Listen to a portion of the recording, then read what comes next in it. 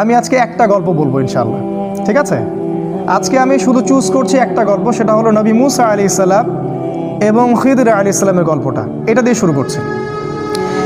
কোরআনেও আছে, সূরা কাহফেও আছে এবং সহিহ বুখারীর মধ্যেও আসছে। গল্পটা আমি আগে শর্ট করে বলছি। একদিন নবী মুসা আলাইহিস সালাম, যিনি বনু ইসরাইলের নবী, আপনারা জানেন তিনি অনেক সম্ভ্রান্ত নবী, বনু ইসরাইলের নবী। তিনি বনু ইসরাইলের সামনে ভাষণ দিচ্ছিলেন, খুতবা শুনে জনগণের মধ্যে একজন বললেন যে বাহ, আপনি তো খুব চমৎকার খুতবা দিলেন, মনে হচ্ছে আপনি পৃথিবীর সবচেয়ে জ্ঞানী মানুষ। মুসা আলাইহিস সালাম বললেন, হ্যাঁ আমি পৃথিবীর সবচেয়ে জ্ঞানী মানুষ। কি বললেন? হ্যাঁ আমি পৃথিবীর সবচেয়ে জ্ঞানী মানুষ। তিনি বলতে ভুলে গেলেন যে আল্লাহ সবচেয়ে ভালো জানেন কে পৃথিবীর সবচেয়ে জ্ঞানী মানুষ। সূরা কাহফ নাজিলের একটা ঘটনা আছে, আপনাদেরকে বলিনি। সেটা হলো, কিছু মানুষ এসেছিল রাসূলের কাছে, আমাদের নবীর কাছে, এসে বলেছিল, তুমি যদি সত্য নবী হয়ে থাকো তাহলে বলো দেখি জুলকারনাইন বাদশার কি হয়েছিল। হে মুহাম্মদ, তুমি যদি সত্য নবী হয়ে থাকো তাহলে বলো দেখি আসহাবুল কাহাফের কি হয়েছিল। হে মুহাম্মদ, তুমি সত্য নবী হয়ে থাকলে বলো দেখি রূহ কাকে বলে। 3টা প্রশ্ন করেছিল। জুলকারনাইন বাদশার কি হয়েছিল, আসহাবুল কাহাফের কি হয়েছিল, আর রূহ আত্মা কাকে বলে। আমাদের নবী মুহাম্মদ সাল্লাল্লাহু আলাইহি ওয়াসাল্লাম বলেছিলেন, আগামীকালকে এসো আমি বলে দিব। কি বলেছিলেন? আগামীকালকে এসো আমি বলে দিব। ওহী আসা বন্ধ হয়ে গেল। 3 মাস 4 মাস 6 মাস কোনো ওহী আসে না।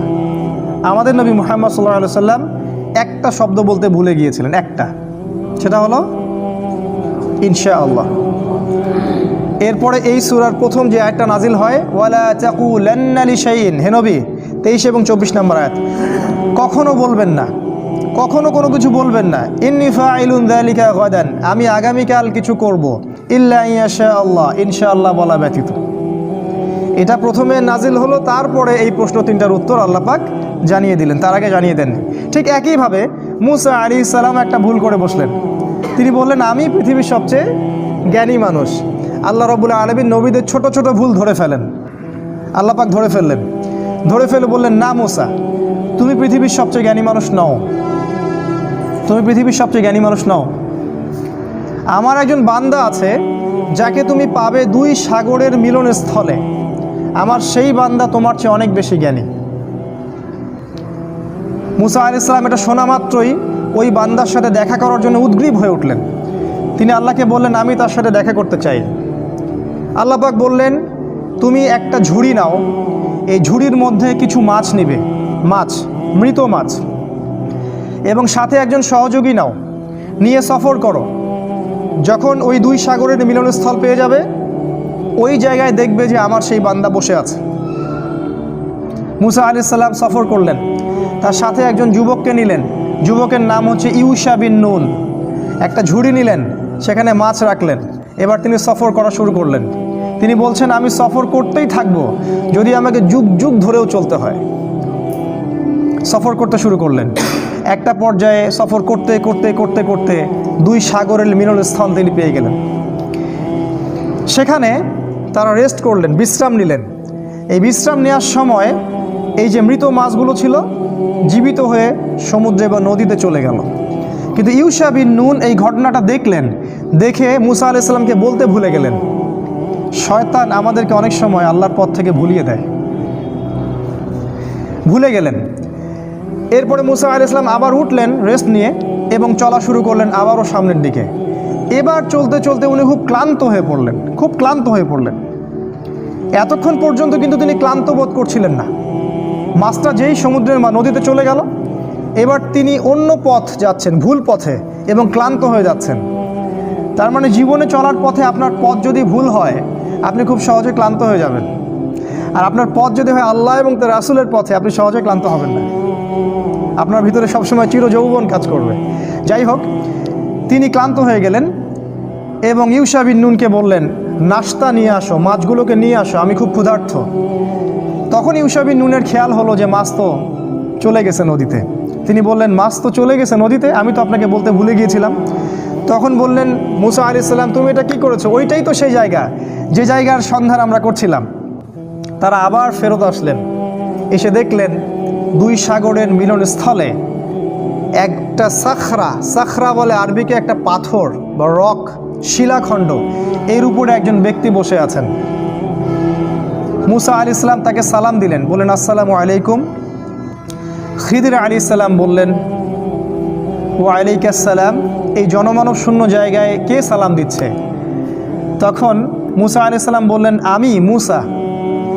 খিদির আলাইহিস সালাম বললেন কোন মুসা? বনি ইসরাইলের মুসা। কোন মুসা? বনি ইসরাইলের মুসা। তার মানে খিদির আলাইহিস সালাম বনু ইসরাইলের ব্যক্তি নন। খিদির আলাইহিস সালাম ইহুদি খ্রিস্টানদের কেউ নন, তিনি বনু ইসরাইলের মধ্যে কেউ নন। সালাম দেয়া হলো। মুসা আলাইহিস সালাম বললেন আমি কি আপনার সাথে এই শর্তে থাকতে পারি যে আল্লাহ পাক আপনাকে যে জ্ঞান শিক্ষা দিয়েছেন সেখান থেকে আপনি আমাকে কিছু শেখাবেন? ওস্তাদের সোহবত। এবার খিদির আলাইহিস সালাম বললেন, অ্যান্সারটার দিকে খেয়াল করেন, খিদির আলাইহিস সালাম বললেন ইন্নাকা লান তাস্তাতিআ মাইয়া সাবরা। মুসা তুমি আমার সাথে ধৈর্য ধরতে পারবে না। কি বললেন? মুসা তুমি আমার সাথে ধৈর্য ধরতে পারবে না। কারণ খিদির আলাইহিস সালাম শেষ পর্যন্ত জানেন যে কি হবে। গল্পের শেষে আমরা তাই দেখব, মুসা আলাইহিস সালাম ধৈর্য ধরতে পারেননি, কিন্তু মুসা আলাইহিস সালাম বললেন ইনশাআল্লাহ আমি ধৈর্য ধরব, আমাকে আপনি সাথে নেন, ইনশাআল্লাহ আমি ধৈর্য ধরব। খিদির আলাইহিস সালাম ইনশাআল্লাহকে সম্মান করলেন এবং মুসা আলাইহিস সালামকে সাথে নিলেন, কিন্তু বললেন তুমি আমার সাথে সফর করো, কিন্তু আমাকে কোনো প্রশ্ন করতে পারবে না, একটা প্রশ্ন করা যাবে না, আমি কি করব না করব কোনো বিষয়ে কোনো প্রশ্ন করা যাবে না। মুসা আলাইহিস সালাম বললেন ঠিক আছে। এবার তারা চলতে শুরু করলেন। এবার ঘটনা শুরু। চলতে চলতে চলতে চলতে একটা নদী আসে। এবার তারা নদী পার হবেন, কিন্তু কোনো টাকা পয়সা সাথে নাই। খিদির আলাইহিস সালামকে ওই মাঝিরা চিনত। সেই মাঝিরা তাকে বলল আপনি নৌকায় ওঠেন, টাকা পয়সা লাগবে না। খিদির আলাইহিস সালাম মুসা আলাইহিস সালামকে নিয়ে নৌকায় উঠলেন। এবার নৌকা চলতে শুরু করলো। নৌকার পাতা টানের উপর একটা পাখি এসে বসলো।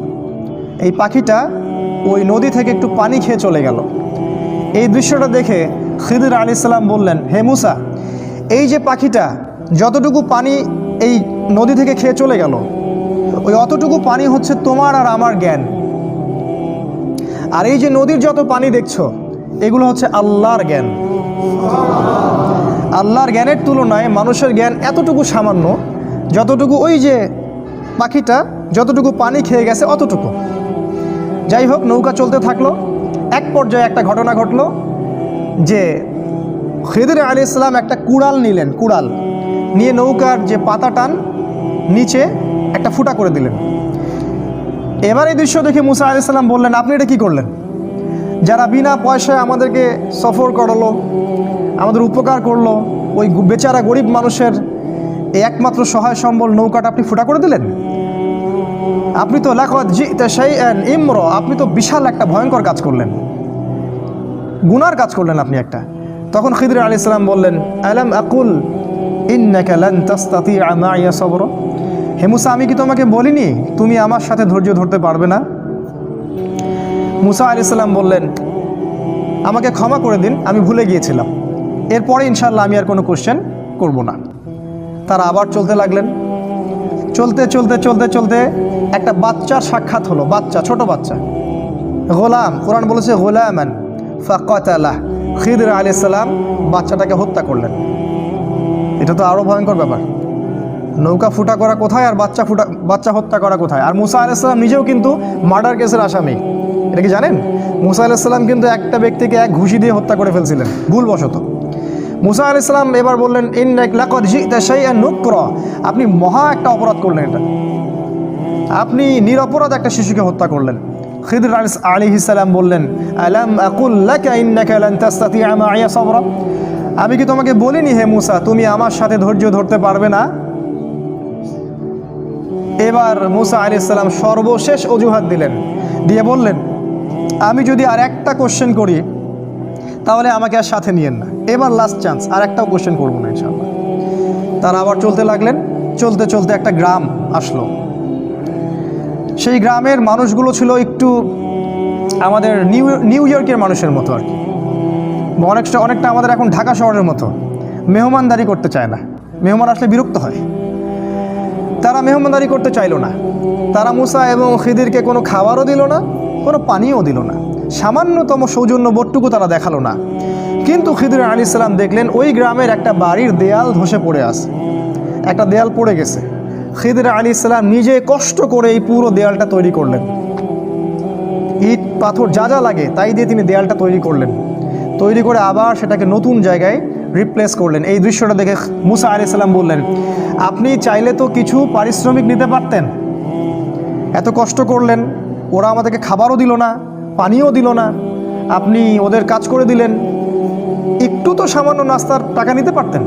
খিদির আলাইহিস সালাম বললেন, হ্যাঁ দা ফিরাকু বাইনি ওয়া বাইনিক, এই হলো তোমার আর আমার ফেরক, রাস্তা আলাদা, এখন যাও।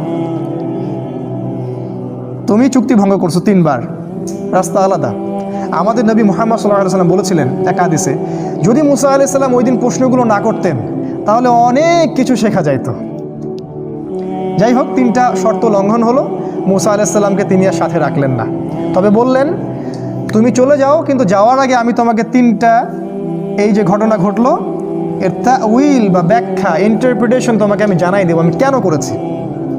তিনি বললেন, ওই যে প্রথম নৌকাটা আমি ফুটা এই জন্য করেছি যে কারণ ওই নৌকার পিছনে ছিল একটা জলদস্যুর দল। ওই জলদস্যুর দল যদি এই নৌকাটাকে দেখতো, নৌকাটা খুব ভালো সুন্দর, তাহলে সেই নৌকাটা তারা হাইজ্যাক করত।